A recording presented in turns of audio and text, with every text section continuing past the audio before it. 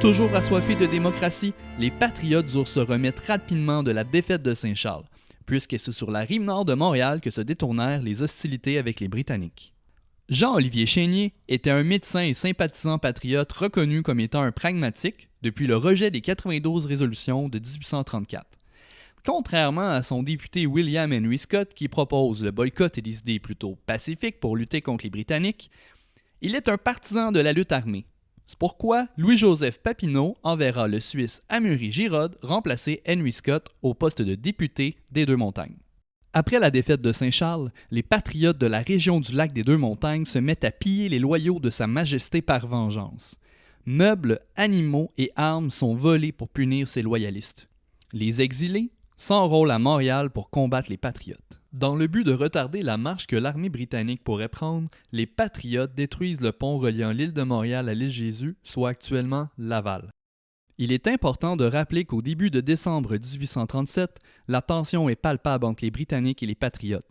Le gouverneur fait placarder des panneaux partout dans la ville et partout dans la colonie, en mentionnant qu'on y recherche le leader patriote Louis-Joseph Papineau et les principaux leaders du mouvement.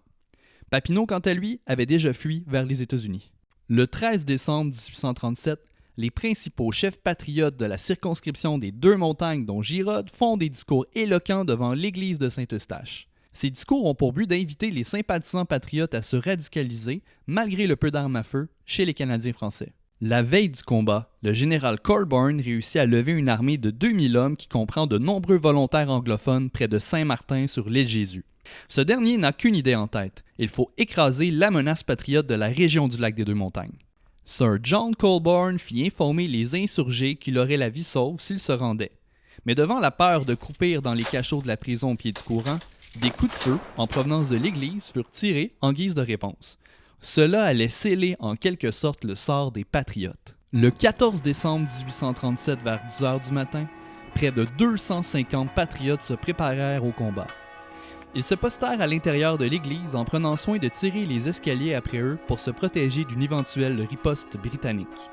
Les autres se postèrent dans le presbytère et le couvent, se servant des châssis comme meurtrières. Ils barricadèrent ainsi les portes avec des poêles à bois et des bancs d'église. Les canons commencèrent à bombarder la façade de l'église. Ces trous sont encore présents et représentent un exercice de mémoire pour la population locale. C'est toutefois avec l'ordre de l'assaut général que les soldats britanniques entrèrent dans l'église pour y mettre le feu. C'est en sortant par une fenêtre que Chénier reçut une balle.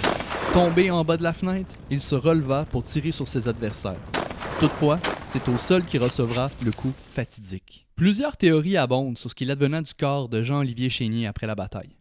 Retrouvé inanimé dans le cimetière, des hommes se seraient emparés du corps et l'auraient emporté à des chirurgiens locaux pour y pratiquer une autopsie. Certaines versions un peu plus lugubres affirment qu'un homme se serait emparé du cœur de Chénier et l'aurait piqué au bout d'une baïonnette puis promené partout dans Saint-Eustache.